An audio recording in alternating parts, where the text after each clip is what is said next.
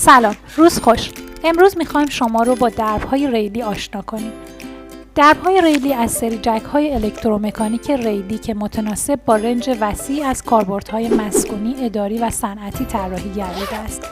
این سری محصول که در دو تیپ 24 ولت و 220 ولت طراحی می‌گردد و بهترین راهکار جهت اتوماتیک کردن درب‌هاست که با محدودیت عمق داخل پارکینگ مواجه هستند.